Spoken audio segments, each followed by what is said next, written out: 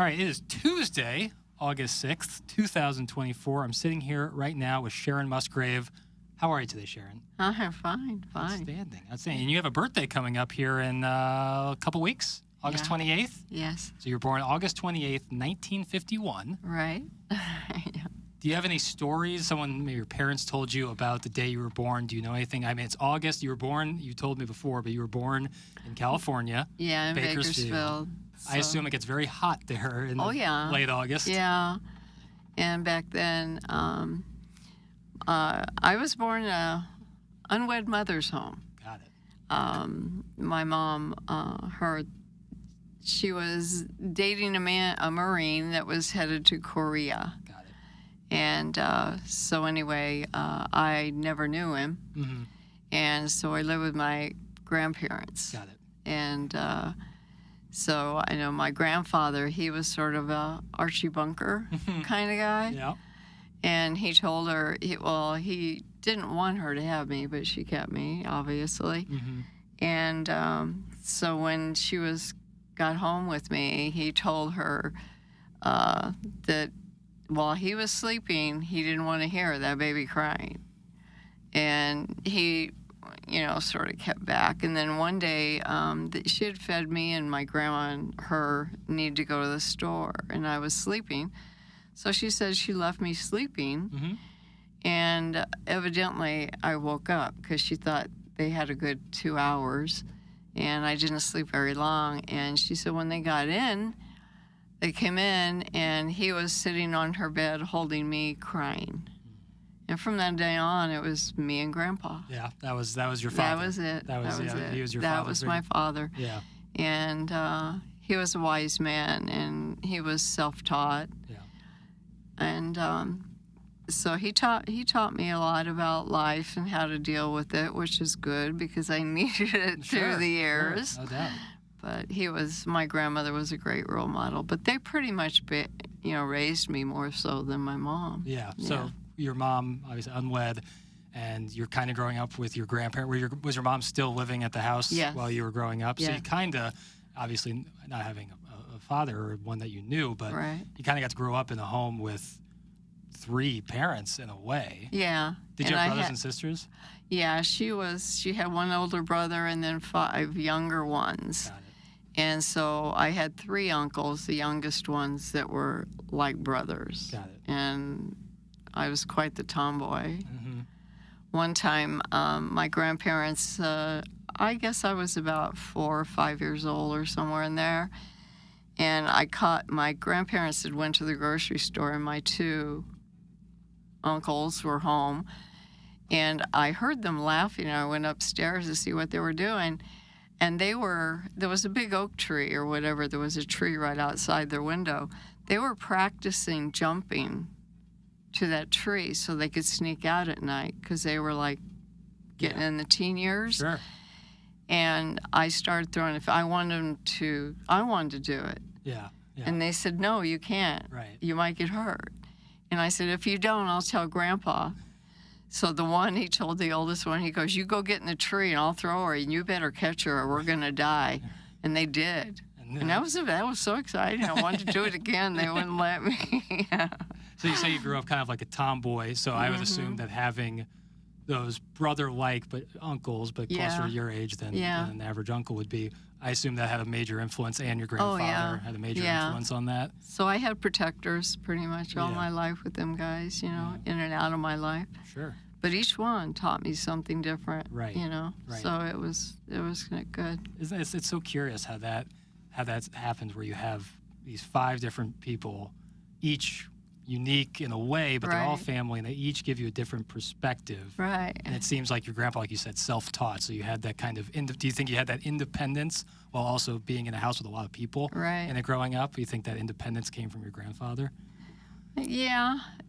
Well, most definitely. And my mother was pretty independent. Sure. When she got out, she tried the typical housewife stuff, and it just wasn't for her. Didn't suit her. No. And but so she was pretty independent, and No, my grandparents definitely made a big influence on me. My sisters, I have 2 younger sisters. They called me Saint Sharon all my life. Got it.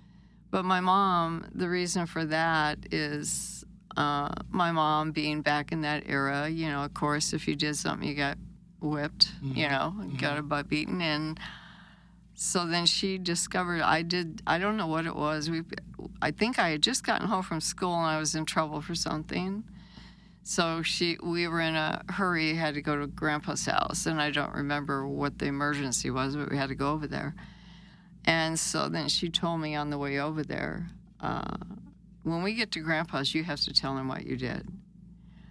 And I started crying. Yeah. And so when I went in, I just went over and sat by him, and Mom told him, she's got something to tell you. And that look on his face, the disappointment, it was worse than a... So she used that. Yes. Ever since then, she, you know, so... She figured out that beating you was one thing, but the disappointment was a whole another. Yeah, to break his heart like that, you know, and and that made me think, you know, if I do this, am I going to have to, you know, so my sisters call me St. Sharon. Yeah, we're skipping ahead a little bit, and I'll come right back, but do you think that style of parenting translated to when you were a parent, that, you know, physical violence is one thing, you know, but that disappointment, the disappointing your parents is more significant? I began like my mother. I have 3 sons. Yeah. And, you know, it's what you're not taught when you begin to have children is they're not alike. Yeah. And they all need different ways. Different styles of parenting for each. Yes. And so I don't know what age they were when, you know, it finally, you know, and, but I know when they got in their teens, it definitely changed. Right. But you had to figure out which one, as they develop, your parenting style develops for each child. Yeah. That's a valuable lesson right there. So I did start off that way, but it you know, it finally dawned on me, so I changed it. Yeah. Makes sense. Now, going back to your childhood, you told me before we started here, grew up in Bakersfield, but then you eventually moved to LA. Whittier, yeah. Yeah. What age was that when you guys made the move? I would say that was probably around 3 or 4. Yeah.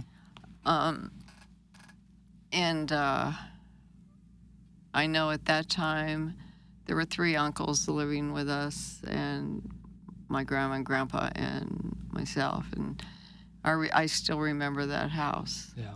Even though I was so small. Right.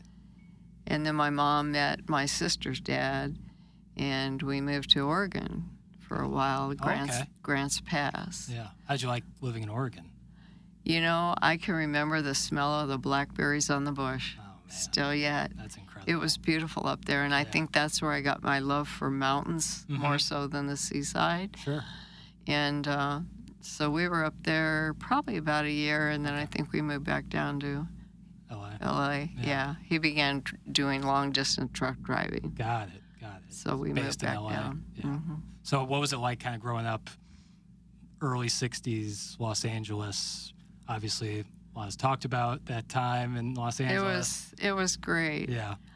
And it was comparing my childhood to what my sons were. I think Jeff was, I think he was about 8, 9 when we moved to Missouri. Got it. And the neighborhood park that I used to go in right by my grandparents' house, we were leaving there, have my boys, and these 2 cars, one cut us off and one pulled up behind us, and they parked, and these guys jumped out and got tire irons and chains out of the trunks and ran into the park. Oh my God. And that's when I decided I did not want to raise my boys there. Yeah. That right there was the moment where it was. That was the moment. It was not the same, was not ever going to be the same. Yeah. And my grandfather told me, he said, I can't believe you're moving to Missouri. Mm-hmm.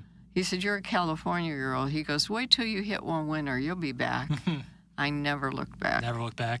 So you have no qualms about leaving the West Coast. No. My oldest boy, he moved back there when he was able because his dad was still there. And the few times that I've been back there, it's just nothing like... Totally different? Yeah, no, it's hard to recognize it. Yeah. How far did you grow up when you guys moved to LA outside of like the downtown area? Because it says you said went to Bell High School. I'm just not positive. Yeah, we pretty much stayed in the Bell area. There's, I would say, it's maybe 20 to 40 miles outside of it. Right, which is depending on traffic. Right, who knows how long it might take exactly. And we kind of range. There's Bell, and then there's Norwalk and Downey and Santa Fe. We kind of stayed within that range of, Got it. So we didn't get too far away from Grandma and Grandpa. Yeah, that's where you like to. That's where you like to be. That's where you like to be. So you went to Bell High School in Bell, California. Tell me a little about Sharon in high school. What was how did it start? How did it end? Sports. What was your high school life? I was never a competitive person. Mm-hmm. I'm still not. I like working with people, but not working against them. Yeah, but in high school, and I was one of those that. I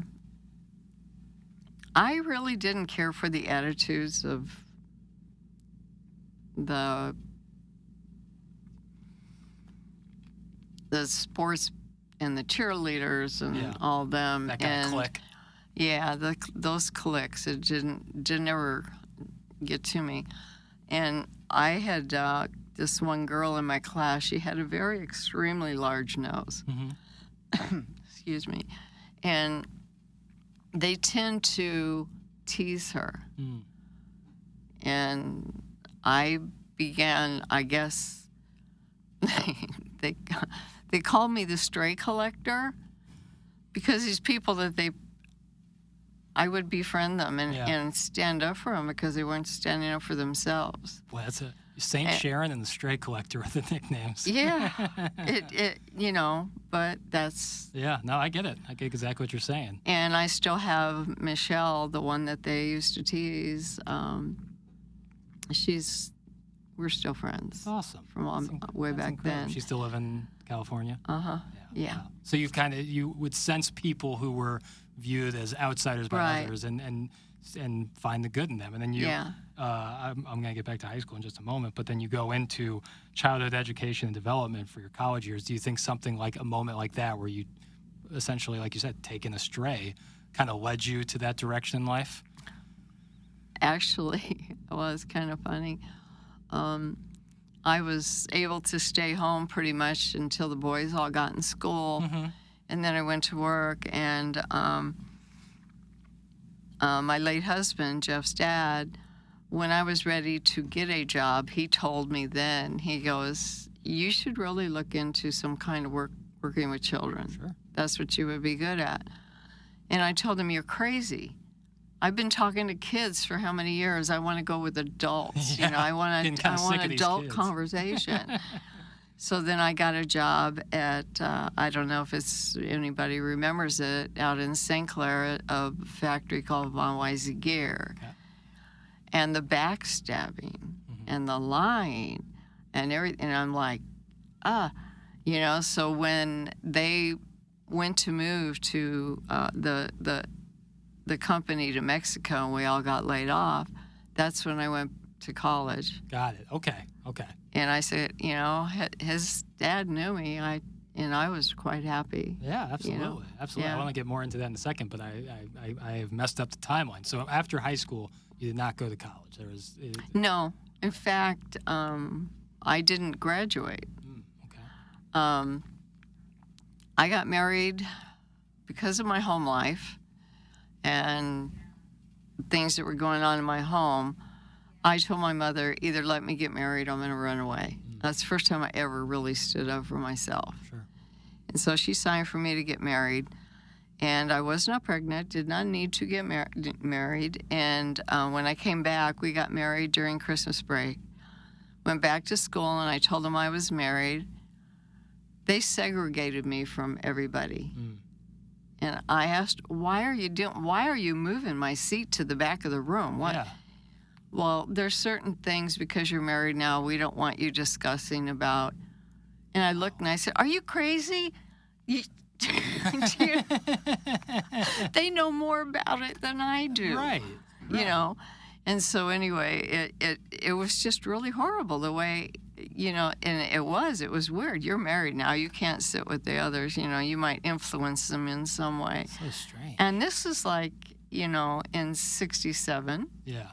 Right. 60s, but I think it was the hippie era, and they were getting scared of it. So that's what I was about to ask. I was about to ask that time, certainly in California, and more specifically Southern California, this is the late 60s. Yeah. The hippie era. Woodstock is just a couple of years Right. away. Do you think that their reaction to this move was very positive, driven by the times? Yeah, well, yeah. No, they just, I think I was the only married one in school at that time. Right. But, and what it was, I was even called, I had to go see the principal, and he asked me outright if I was pregnant, and I said no. Yeah. And he goes, "Well, it'll show." I'm not. You're aware that it was going to show if you were. Well, then that summer I did get pregnant. Okay. And I thought, I'm not going back and let this man talk to me that way. Right, absolutely. So when we moved to Missouri, then I got my GED and went on to college then. Got it. Yeah, so you about was senior year, so the summer going into your senior year of high school is when you had pregnant, and you were pregnant with your son, Eddie? Mm-hmm. And your spouse was Robert Wyatt. Is that correct? Tell me a little about meeting him and what that story is like. I met him when my best friend, because he had a 65 Mustang and she wanted to ride in it. Mm-hmm. And she said, "He keeps looking at you." He wasn't in school. He was always parked outside school waiting for his friends. And so she dared me to go talk to him because she wanted to ride in that car. Yeah. And that's how I met him. Wow.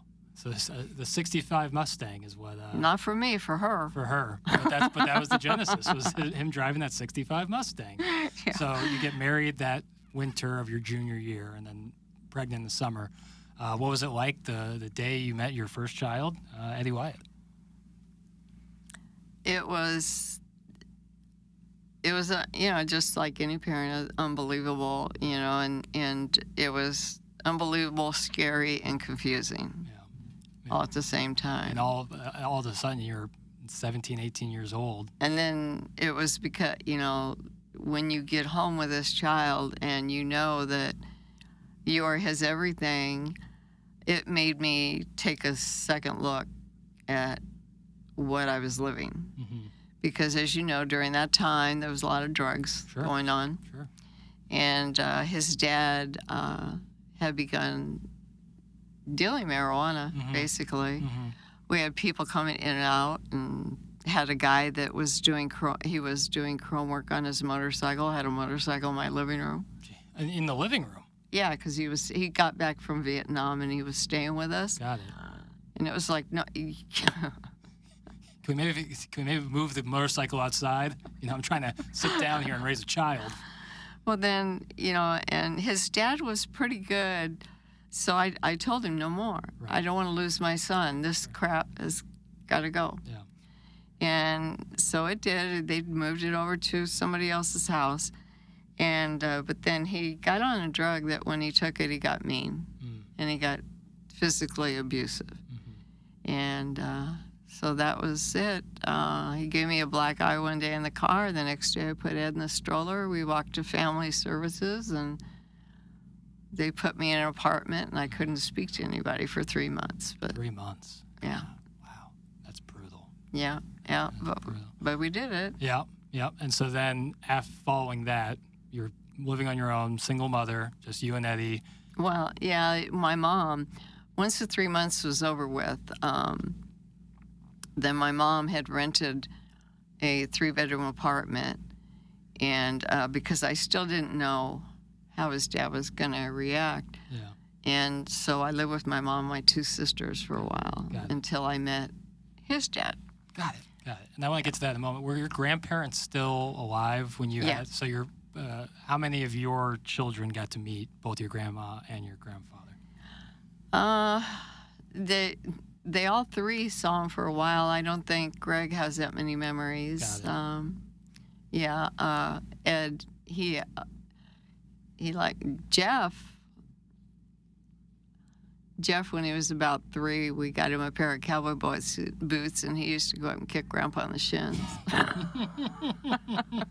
But I can imagine that, given that you're a single mother, the father of your first child obviously has his issues.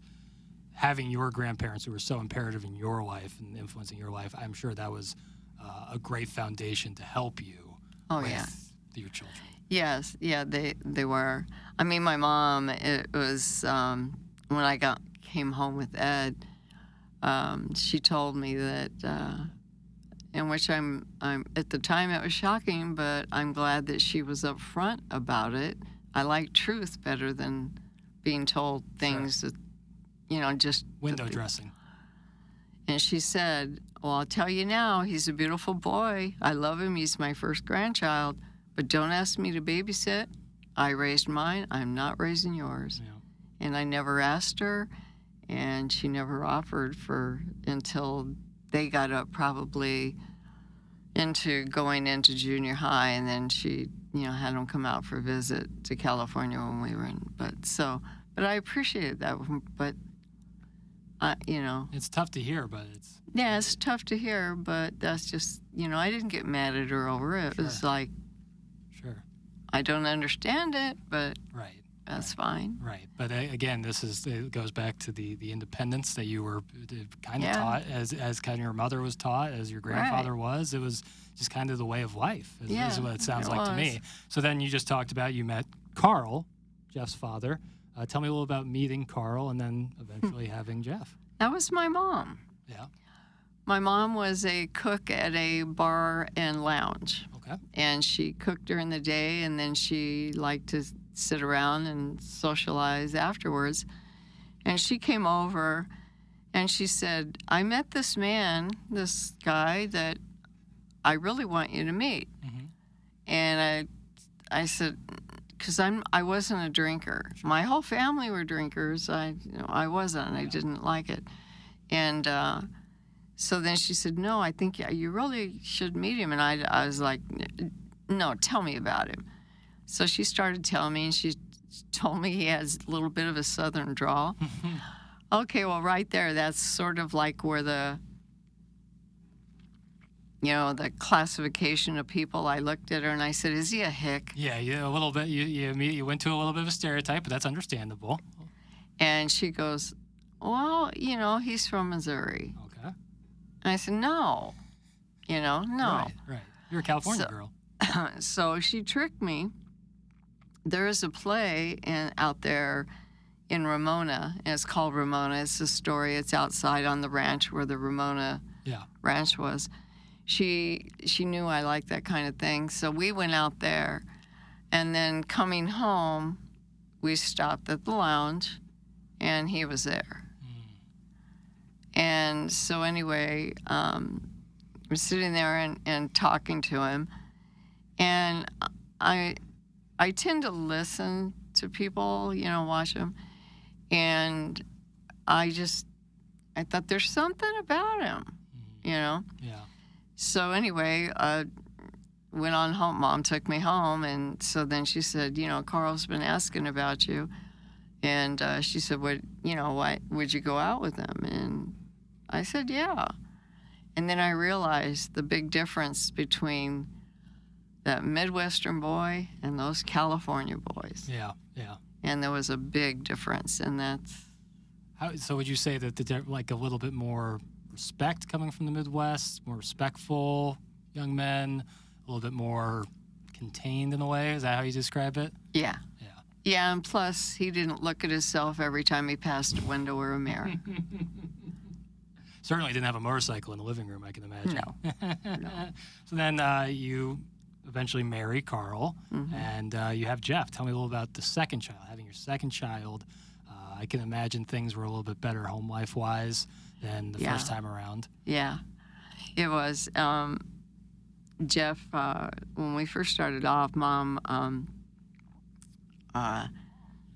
Carl and I were in a 1-bedroom apartment, and my mom, she had a 3-bedroom apartment, and my one sister had ran away, and then the other one was getting ready herself to leave. Yeah.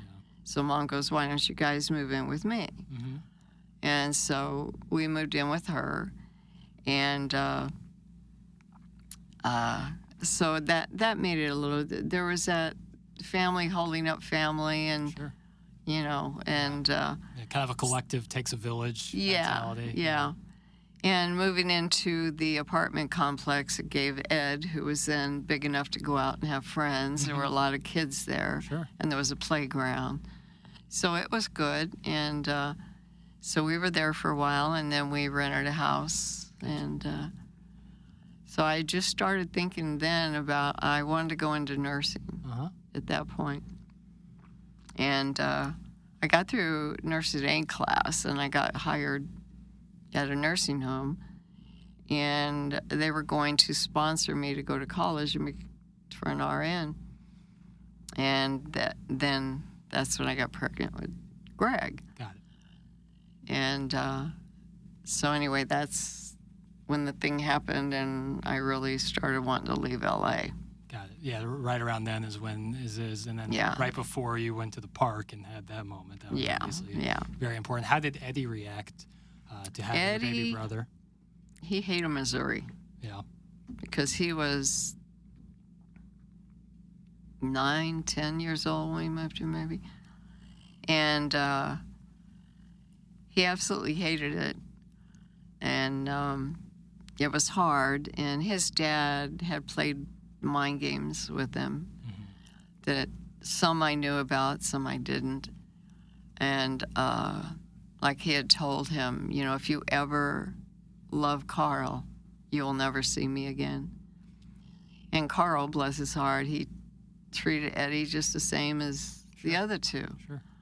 And all that going behind and understanding the things that Ed did, he would do things to try to make me mad to send him back.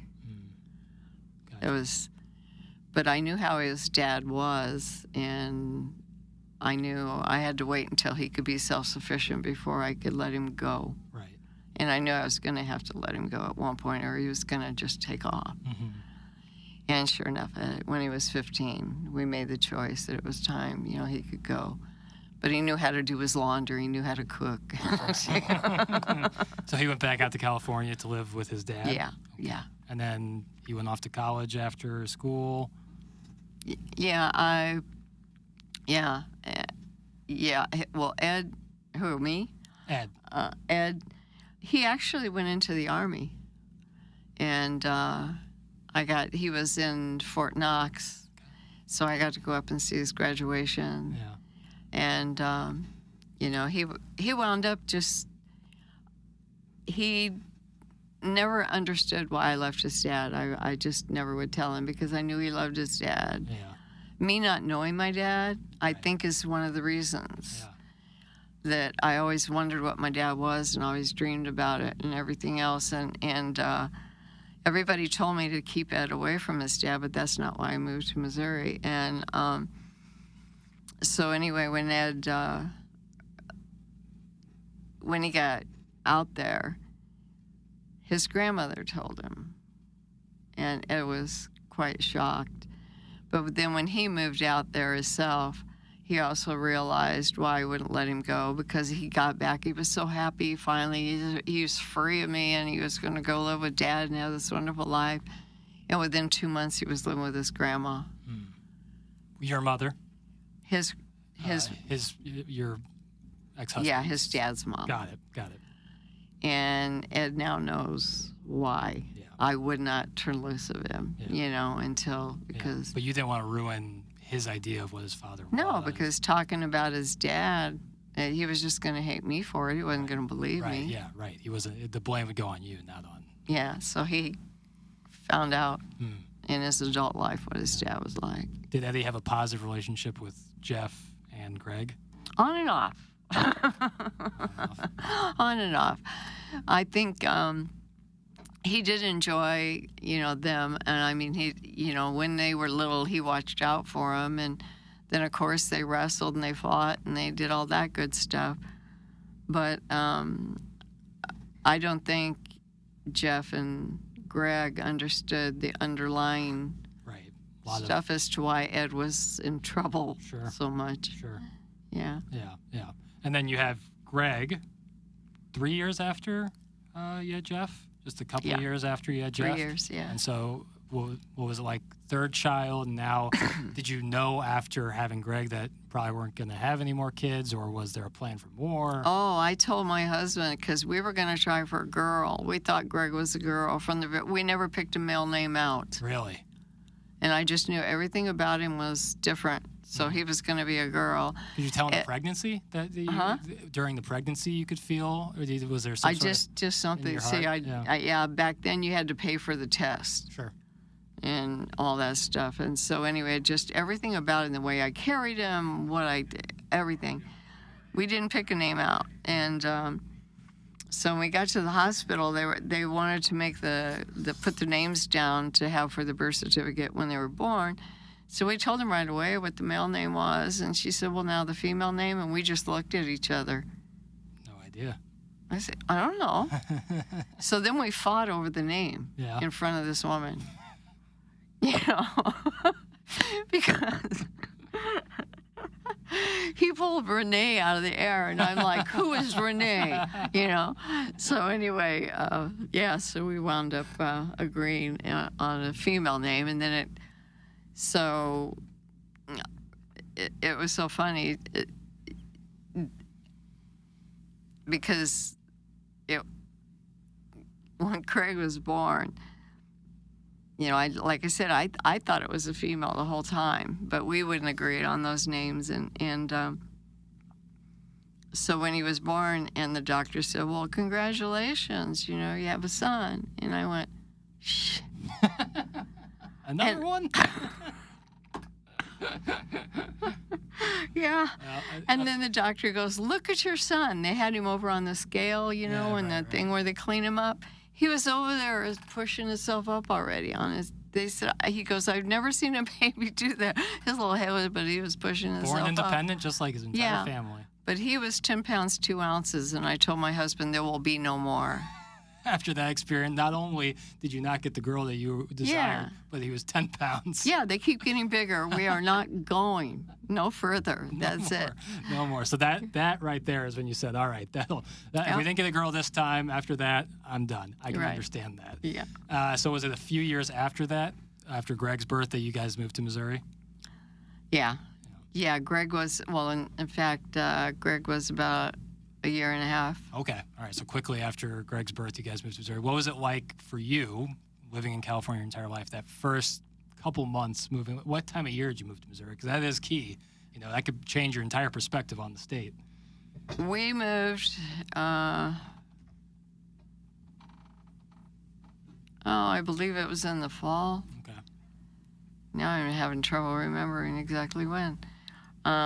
And we had to stay with his mom until we had a house that we were looking at. And so we were with his mom for a while. But, it's like such a coincidence, because not knowing my dad, it's like the first time that Carl brought me to Missouri for a vacation, I fell in love with it. Really? It was just something, it felt good. Yeah. Was it St. Louis that he brought you to?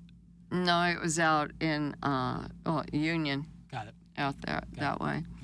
Yeah. And but the hills and the green and it just, I guess maybe it was Oregon flashbacks. Yeah, I don't know. Definitely. I could see But Carl and I, we did a lot of while we were in Los Angeles before the kids, we did a lot of backpacking. Yeah. And going to lakes and stuff up in the area. It's kind of the cool part of California is you get every kind of environment. Oh, yeah.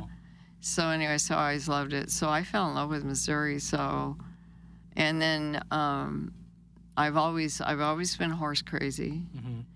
I had the biggest collection of Breyer horses and not one Barbie. That's just Going the back way to the tomboy thing. Well, we went to Santa Anita racetrack a lot, and Johnny Longden and William Shoemaker, the two main jockeys out there. Johnny Longden knew me by sight. Really? And one day when he was riding out to get on the track, he looked over in the stand, he saw me stand on the railing, and he tossed me. It was one of the circles off of a bridle. Wow. And I had that thing for years. And for someone like you who loves horses, for that kind of connection to be made right there is probably locked it in for life. Yeah. I can imagine. So that was my dream always, to have my own horse. And Carl made sure I got one. Oh, that's incredible. So when you got to Missouri, did you guys move to Union when you guys moved originally to Missouri? No, we were in the little town. Well, it was outside of Union. It's a little town. It was a little train town that had dried up called Moselle. Okay. And then the first place we moved to in our own place was Sullivan. Got it. And we were there for about a year. And we were both working in a shoe factory. And that's when the recession hit. That didn't scare me. Really? It didn't. It was a nervous time because there were no jobs. And Carl actually went through a period where we had applied for California unemployment, and they were fighting us. Mm-hmm. And the only thing that saved us was they said, if someone in your family has a medical condition that you can prove is better for them there than in California. And Jeff had asthma. Ah. Yeah, in California when he was little, we had him in tents twice, for the asthma out there. And the pollution and smog and then out there. When we got to Missouri, he hadn't had any. Open air. So we had to wait for back pay. And Carl, he was that strong Midwestern guy. He had to provide for his family. There were no jobs, so he drove back roads and collected beer cans. Wow. And that's what we lived off of for 3 months. Wow. His collecting beer cans, recycling anything he could. Wow. And he was also a coon hunter, so he hunt coon and he would sell the hides. Yeah. And our electric was shut off. Still didn't want to go back. We're still like Missouri better. Yeah, totally understand. I mean, given what you've talked about with the incident at the park alone, but then you talk about Jeff and having obviously less health issues with the more open air out here. But again, this just goes back to independence and self-sufficient, kind of like what you were talking about before, where sure we got laid off, but we're not moving. We're staying right here. And if I have to go collect beer cans on the back roads and shoot raccoons to make the money, that's what we're going to have to do. My grandfather, as much as I loved him, I mean, he was my idol. I mean, when the one thing that I was always an observer, always was, and I watched him. And when the family would get in trouble and they come to Grandpa and they need money or they need help or whatever, he would interject himself into their life. Yeah. And I never wanted that. And that's one of the reasons we were determined. I was not going to owe my life to somebody else. I was either going to make it or break it myself, and it was hard. But, it's hard when you're going through something like that and you got somebody questioning every single financial move you make. Right. So I couldn't, Yeah. And I will admit that during that time when we had no electric, I came real close to having a mental breakdown. Yeah, I can imagine. But we got through it. Stayed strong. We got through it. Got through it. And then you talked earlier about your late husband Carl. When did he pass, and how did he pass? Okay, Jeff was 14. Greg was 11. Yeah. And he was having a lot of back problems for many years. And the job that he had was at a place called Maverick Tube, where they make the tubing for the pipelines. Yeah. And he was on the end where he was the inspector for the threads. Got it. And so when these pipes came down, he would have to stop them to look at the thread. And they attributed that to his back pain. So he went to the chiropractor, and it felt a little better and whatever. But then Maverick shut down. And So anyway, he began a business with his best friend.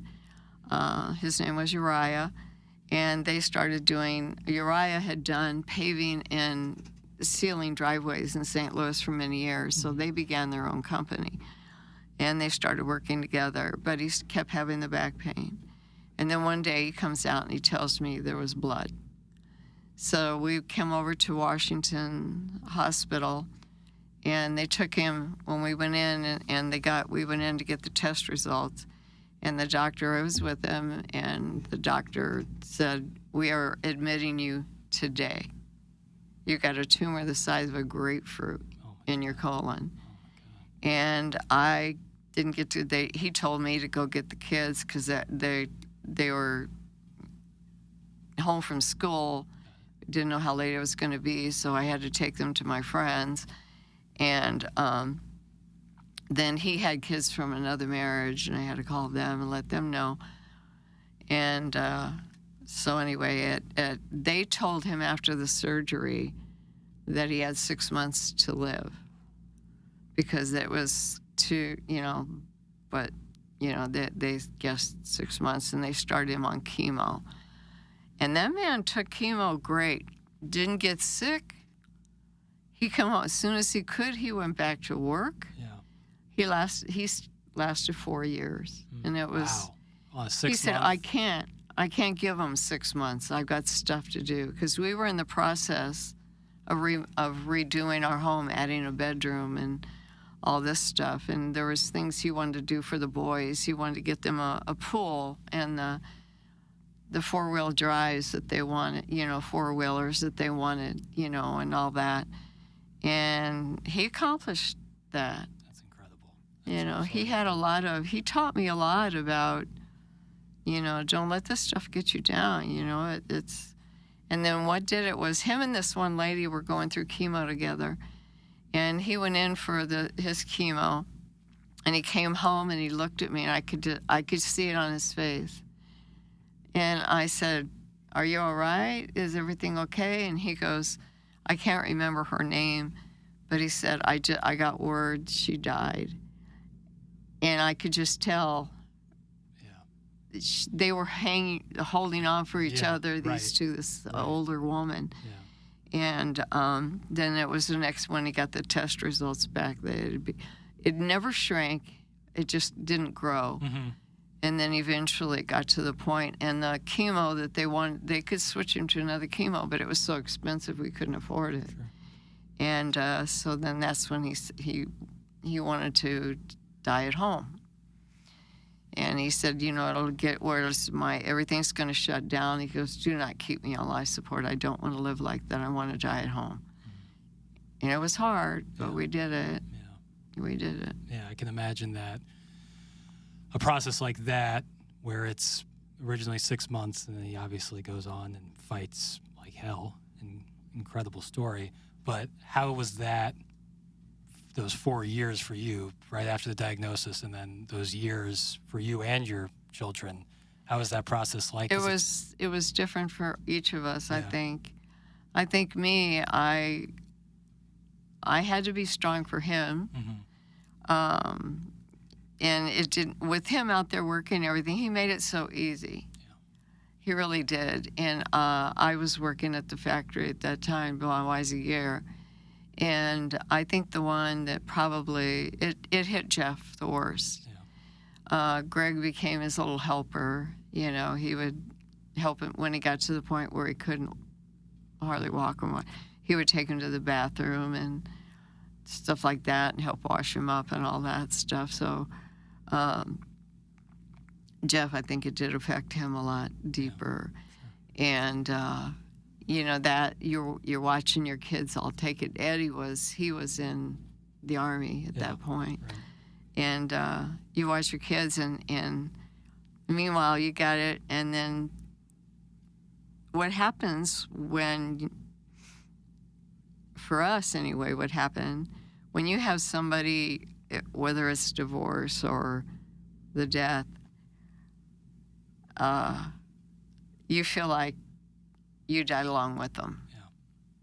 Because that family support here in Missouri just went away. Was gone. Yeah. So then it was just me and those two boys. Right. And all the while you're, grieving the loss of your husband, but you're also responsible still for your two children that are in Missouri, and not to mention what they're going through, losing their father at a young age. I can imagine that that's a swell of emotions that at the end of the day you kind of have to, how is your mentality in the years following that? That's probably when I made the worst mistakes in my life. Mm-hmm.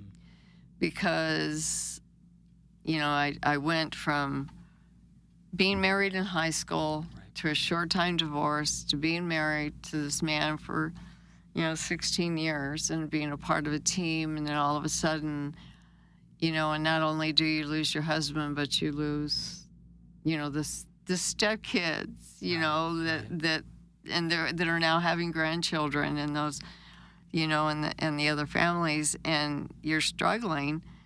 And that was probably the worst time of my life. Right. And I unfortunately made the choice to remarry.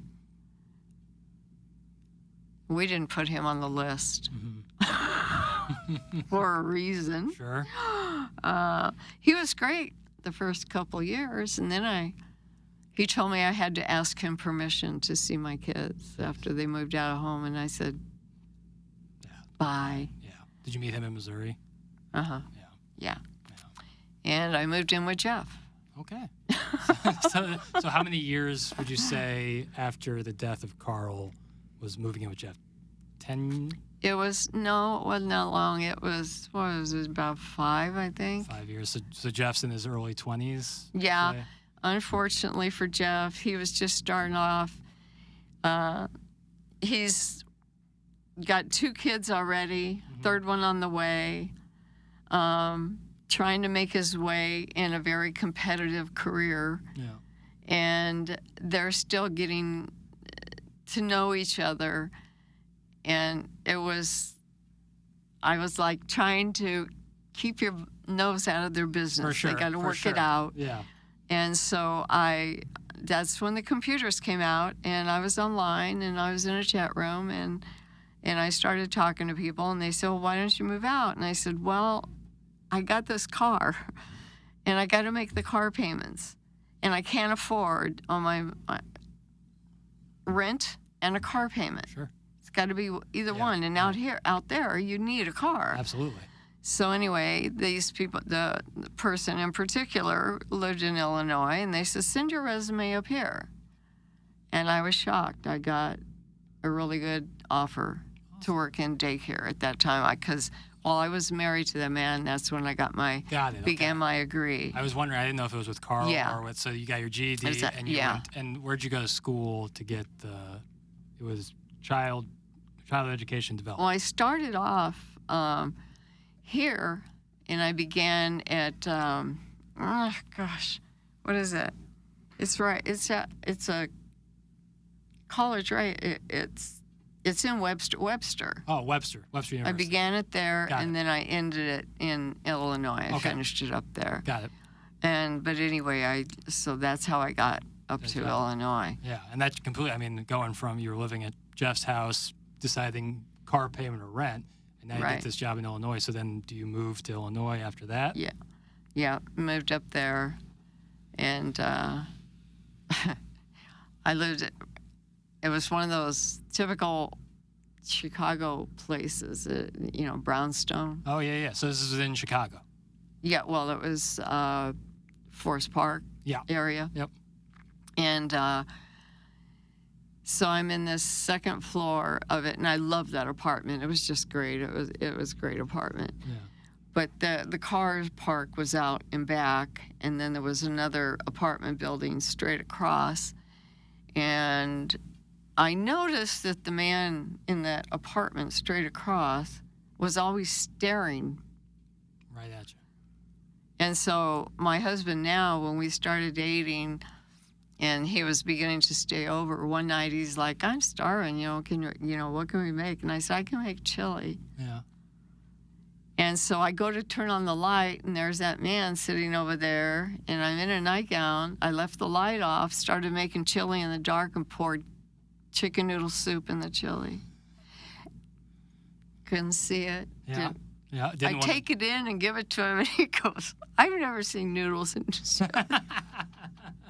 Create a new dish. And it was because that man, you know. Yeah, right. And it was like, oh God, he's just crazy. And I was afraid he could see through the curtains. I would like, you know. Yeah. I was scared of that big city thing still yet. Nothing came of that. That was I was nervous that he might have come pay a visit. No. I moved. Then it wasn't too much longer. Then we moved to a different apartment. And this is Chris, right? Chris, yeah.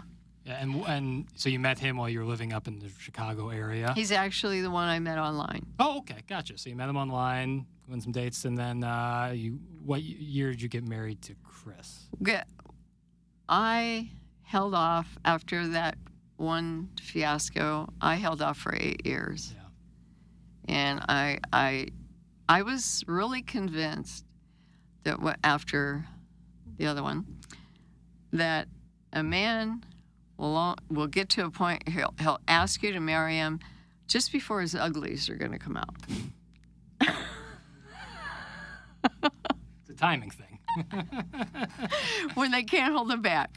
So I thought, I'm going to live with you for a while to make sure I can live with your uglies. Let's find out what the uglies are beforehand. Right. Because I've had a couple times where and I'm not going to have no more kids, so we did. And then the uglies stayed away, or if they were there, I could live with them. They were doable. They were doable. And so then 8 years, you got married and still married to this day to Chris. Yes, and we got married in 2004. Very cool, awesome. And you met online. I mean, that's awesome. Way back when it was, what were those computers? Dial-up? The first ones that came. What were they? 180s or something? Those flat ones. That sounds right. And it was the chat rooms. It was all. Yeah, over 40, over 50. Yeah. Well, that's how I met him. We met, and he was in there, and we used to play a game. He would say a verse of a song, and we'd test each other to see if they knew what the song was. Oh, nice. And he was a character online. Yeah. And so it wasn't, it was just one of those things. And he's the one, he got concerned because we did start talking about personal things. Sure. So he knew what had happened. So he's the one that told me, you really need to send your resume up here. Yeah. Oh, wow. So he was the original connection that got you up to right. Chicago. Wow. That's an incredible meetup. Yeah. And then you guys finally meet, and then 8 years later you get married, and still married to this day, which is incredible. Yeah. I want to get into some more of these open-ended questions about life experiences and stuff like that. But before I do, I always like to talk about some history. Because I know for me, if I was listening to my grandparents speak, I would want to hear my mom or my dad speak. I want to hear some stuff about history. 2 dates in particular, and one of them is specific because of your California childhood. 1963, November 1963, President John F. Kennedy is killed. Yes. Do you remember that day? Well, yes. Because you were, 12 years old? I was in junior high. Yeah. And I can remember... they came in and they told us that he had been shot, and they closed school, and we all walked home. And, he's the one, all the other presidents, my grandpa, he was a self-taught man. He read the paper, he watched all the news and all that stuff. And so I was around politic talk a lot as a child, but I never really... But Kennedy, he had that charisma. Yeah, the aura around him. And even kids loved him. Sure. And I can remember we went home and my mom is crying, and I was upset, and and you don't understand, how could that happen? And so, I was in junior high, and I remember walking home with my friends, and the one was bawling hysterically, and it was the first day that you realize there's really bad stuff in the world. Yeah, kind of the end of innocent. Did you notice kind of a shift culturally, especially being where you were? I'm sure that was felt more so than if you were in Missouri at the time. So you felt a shift at that time after Kennedy was murdered? Yeah. Well, the second date I wanted to ask you about, because we're coming up here, boy, I mean, we are really close to the 55th anniversary, tragic anniversary. And I'm asking because of your Southern California childhood, and if this doesn't resonate with you, then you can just tell them, let me know that I'm off here. But I can imagine August 1969 when the Manson family is running all through Southern California and the murder of Sharon Tate. And in that moment, was that a big topic of discussion going on? Yes. And do you remember that day at all, hearing the news about it right there essentially in your backyard? Remember it, but it was just, it didn't surprise me because back then there were a lot of those groups out. You know, and you were led to believe that all of them were about peace and love and blah, blah, blah. And then to hear that, yeah, and he was just such a scary looking person. Yeah, absolutely. You know, and I just, you know, and I can remember, you know, that being tense. I mean, I don't think people were as afraid to get out and go around, get about, other than the Hillside Strangler when that guy was out. I mean, that was spooky. Yeah. One thing that as far as history, my first day of high school was the first day that black students were bussed in. And I can remember that day so vividly. Yeah. And that was an eye-opener because some of the jocks, the lockers in the hallway, they had wrote in, go home. Wow. And I remember standing there to welcome these new students and how scared they looked. Yeah. And it really affected you. Yeah. You know, because then you know, and I don't want to say race because to me, human race, they're the ethnic groups. Yes. Is what, you know, that's what it is. It's ethnic. And because each ethnic group had their own little neighborhood. Mm-hmm. Yeah, and although the neighborhood I was in was beginning to be mixed with the Hispanics more, and the blacks and the Hispanics did not like each other back then at all. Mm-hmm. And but I remember when those students came in, and that to me, as far as history, was another big. Yeah, that resonated with you because you could. Well, I kind of glom onto what you're saying right there. You could see it like in their eyes, right? That this is obviously such a watershed moment in American history, but these people who are going to be part of this history are scared. And that's when the first crack in my grandfather's pedestal fell, because he, like I said, he was kind of the Archie Bunker, and you know, I had all these things that he would say. And I remember in the one class, one of the new students was sitting, and I purposely sat behind her. Mm-hmm.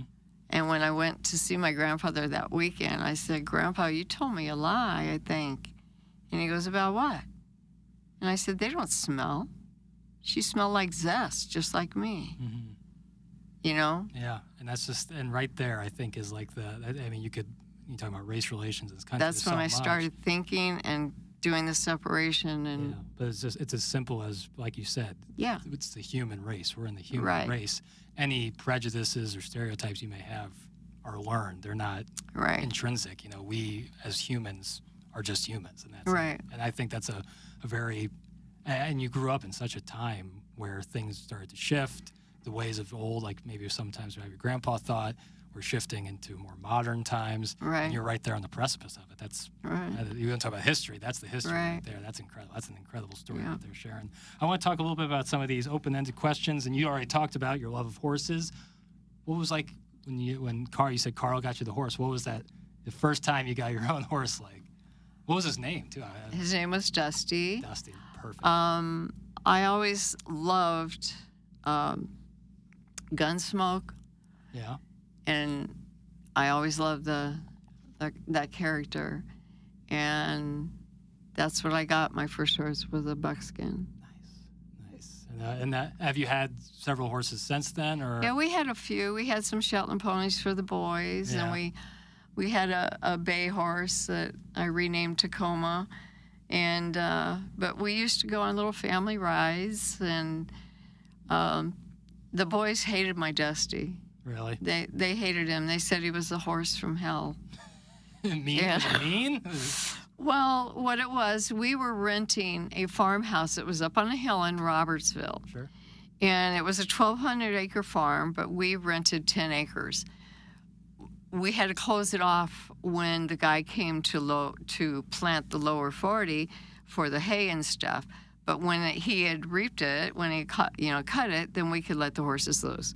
So we let the horses loose, and Dusty, they'd all go down. It was right on the Merrimack River. And I could stand up there in our yard and yell, Dusty, and he'd whinny, and he'd come flying up the road. Okay, so he had that. Well, it was a half-mile walk from our house to the road. And we had a cattle guard down there, and the boys would get dropped off, and they'd have to walk up that road. Well, Ed was scared of that horse first, and I think he's the one that started this tradition. And Dusty, just like a big old puppy, he comes running up, greeting them, Right. What does Ed do? He started throwing rocks. So then it became a game with Dusty. Yeah. I'm going to see how close I can get to you before I get hit with a rock. Yeah. And that's, they may have some other horror stories about that horse, but I stood there and I watched him, and I told Ed, stop, when you throw a rock, got to stop it. But Dusty, he was good. He was like 1,200 pounds, a big baby. Yeah. We had electric fence, and when we had to put it up, Dusty knew that fence was electric. And when we would put the wire down on the ground to lead him out, he would shove his arm up under my armpit so he wouldn't see it. Yeah. But he knew the minute he stepped over that wire and out his head going, he'd be gone.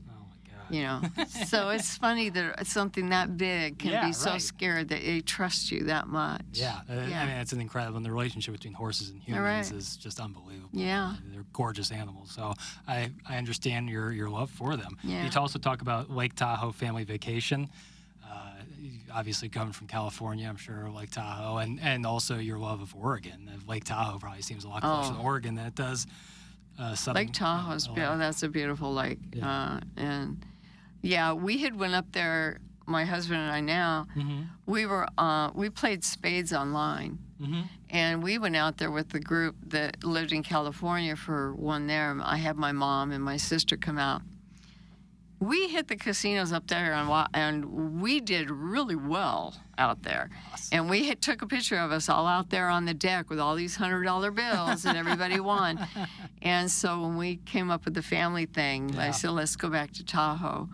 Yeah. And we rented I think it was a 6-bedroom house. Very cool. So we all stayed there. Yeah.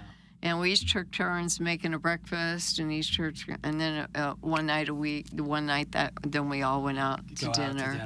That's the best. And then we all went those that wanted, we all went horseback riding. Yeah. Oh my God. My mom, we went somewhere. I think it was on the horseback riding, and we came back, and my mom was gone. And I said she went to the casino. They went to get her out of the casino, and she fought them. She wasn't. She liked it there. She wanted to stay there. She wanted to stay. Hey, listen, I don't blame her. Especially when you get hot. You're not trying to leave. I get that. Absolutely. Do you guys still go up to Tahoe? Huh? You guys still go to Tahoe? No, we haven't been back. You haven't. Well, that was one of my dreams, was to always go to different places. I've been to Tennessee with Jeff, and Arizona and Colorado. And Greg and I, we all went to Ohio, to Burr Lake out there. Mm-hmm. That's beautiful. Yeah. I thought, in Ohio, what am I going to get into? But I was really amazed. Yeah. And we rented a pontoon boat out there and had a blast.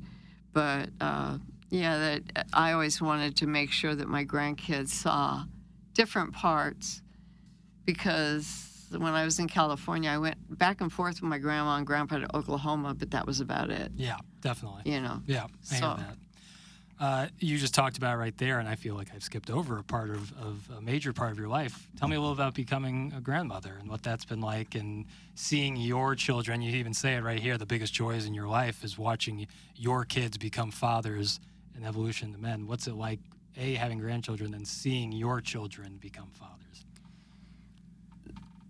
That's when they made me my proudest, and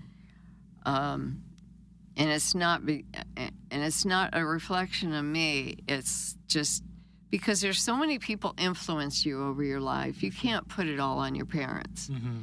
You know, you learn a lot from them and whatever, but no, they all are very close with their kids. Yeah.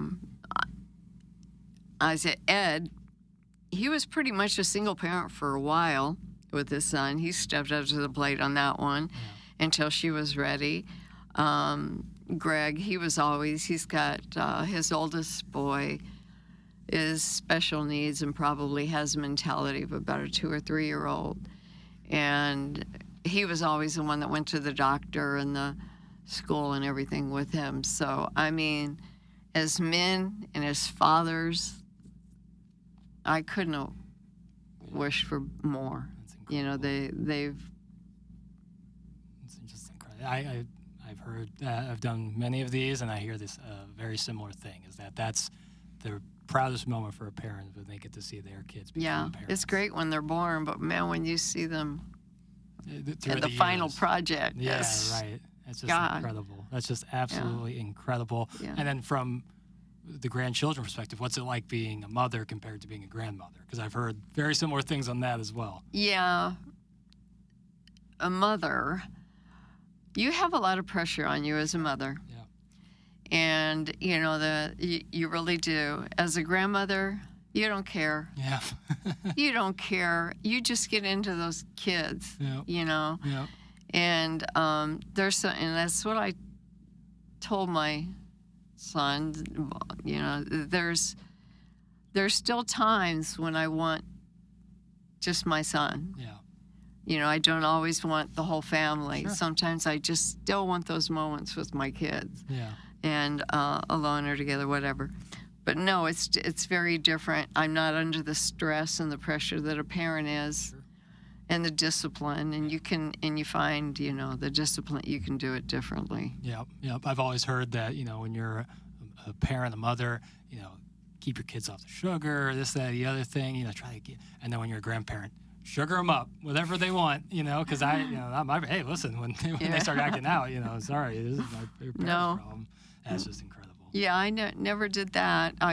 My youngest granddaughter, when I moved to Virginia, the move to Virginia was to take care of her. She was 3 months old, and I stayed there until she was in kindergarten. Uh-huh. And that's one thing I did. I said, I want to know what your rules are right now. But being in child care. Yes, yeah, you certainly resonated more with you. So I was a support system, not a fight. Yeah, you know. Right. And believe me, it was much better that way. So you're out in Virginia. Is Greg out in Virginia? Greg was out in Virginia. Got it. And do you go out there often?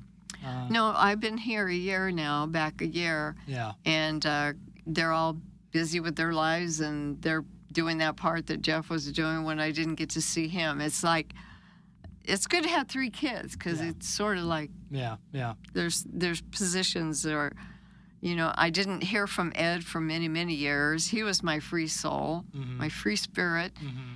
And when he finally found himself, I mean, I never hardly heard from him before that. Yeah. But now he calls me religiously every week. That's awesome. You know, we're the closest we've ever been. That's outstanding. So, did all 3 kids in the families, do you guys have like a close family together, like for Christmas or holidays like that? Is everybody getting together, or is it still a little separate? We did for a while. We would try to get together, but I don't know. It's things. Now that they're one in California, one in Virginia, and him here, I got them all over. Yeah, it's tough to get everyone together. Yeah. And so I know Ed. He's looking for property here, awesome. Which really, whether he makes it here or not, his wife, she wants to move to Idaho. And so I don't know who will win out. I hope he does. Yeah, that'd be awesome. And because they enjoy being together. And I know his son Devin, he loves his Uncle Ed. Yeah. But I love to watch them together. But no, I'd say the distance in the years and life situations, it's made a separation with them. Sure. But when we would get together, it's all good. It's funny. Yeah. I have some hysterical sons, I tell you. He doesn't look that way, but he is. That's incredible. And that right there, I mean, we talk about starting from your life, you know, it's you're pregnant and in high school, and you have your husband, and he dies after, you know, given 6 months to live, but goes 4 years. I mean, it's certainly a very tumultuous life, you know, one of ups and downs, I can imagine, but having your children and now have them having children, I'm sure that's very grounding, I can imagine, especially when, you know, you're kind of taught self-sufficiency from the very beginning. And I think that ties perfectly into my last question here. And I think the most important is, what do you know now about living a happy and successful life that you didn't know when you were 20? And you said, earn it on your own merit, don't be in debt to others, have freedom from debt to others. And that's kind of what it seems like the overarching theme here is. I don't want to be indebted to anybody. If I'm going to live a life, I want it to be my life. Yeah, if you want people to, you know, to be able to influence your life, don't make it through being owing them something. Right. You know, it's let them influence good. Jeff is a good example of that. He's had a rough way to go, and he stuck it out. And you know, he used to argue and state his point until you finally answered the way he wanted you to answer. Mm-hmm. And I told him, you're either going to be a lawyer or a car salesman. And he's in car business. Nice. And he's doing quite well at it. That's outstanding. And but anyway, and Greg, he ever since he was 9, he wanted to be in law enforcement, and he's made a career out of that. Ed, my free spirit. Yeah. He had to just dive around and find out, and now he's in Long Beach. He's in the maintenance manager for the Long Beach maintenance crew that goes around and takes care of the town. Yeah. So they've all, and I will say that I don't think any of them. Greg tries to hold back on being in debt, and sometimes he can do it, but his wife she's a lot younger than him, so she's, you know, she still fights him on that. But Greg's battling. But they all came out pretty good with that same attitude, you know. Yeah, it's the same attitude that you were taught by your grandfather and your mother at the similar ages, where it's you're going to do independence is the key. And well, Jeff works with people's loans, so he can see it. He knows when people are off. Yeah. Sharon, it's just been an absolute pleasure to sit here and listen to your story. It's an incredible story. Like I said, a lot of ups and downs, but at the end, you have a husband that you love, your children, like you said, all found their way, found fulfillment, a lot of love in the family, and a lot of stories to tell. And I'm very honored, really, to be able to hear yours. Thank you so much, Sharon. Thank you so much. It was good. Good to be here.